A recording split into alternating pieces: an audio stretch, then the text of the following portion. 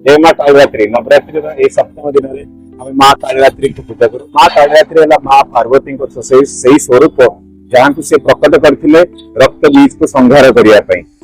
पौराणिक कथा अच्छी शुंभ निशुंभ दुई दानव राजा जी देवलोक रे हाहाकार मचे देते देवता माने सबू जाइकी माँ पार्वती को आसरा नहीं माँ पार्वती को साहाय्य मागिले। माँ पार्वती माँ अंबिका रूप से समय नहीं अंबिका रूप नहीं कि सी तांकर जे भूत अच्छा ध्रुवालोचन तांकु जाइकी से संहार करते। लोचन को बध पर शुंभ निशुंभ तांकर आउ दुई जन दूत मान पठे जहाँ चंड मुंड मैंने जाइकी माँ को सहित लड़ाई करने चेष्टा कले से भी माँ को द्वारा बध हो गले।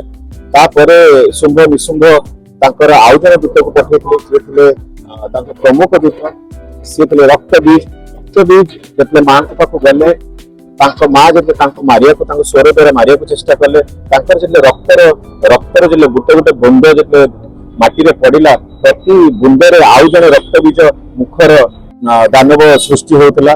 माँ अंशरू कालरात्रि को जन्म करते जहाँ को आम यही दिन पूजा करूँ।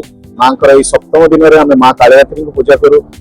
अंबिका माँ कहले जे सबू रक्त जहाँ भी रक्त तल को पड़ुची सब रक्त को पी जावाई माँ कालरात्रि जीभ लंबे सब रक्त को पी देते। रक्त माटी लगे पूर्व सब रक्त सी निजे पी देते धीरे धीरे करके रक्त बीज सब रक्त देहरु सरीगला एंड से समाप्त हो गला। रक्त बीज ठू भी सी जीति जाते शुंभ निशुंभ दी जनकर बध कर देते माँ अंबिका आमती करके सब दानव मानकर यही जगह बध हो जाता। यही रूप को आम माँ कालरात्रि को आज से माँ कालरात्रि पूजा। जय माँ कालरात्रि।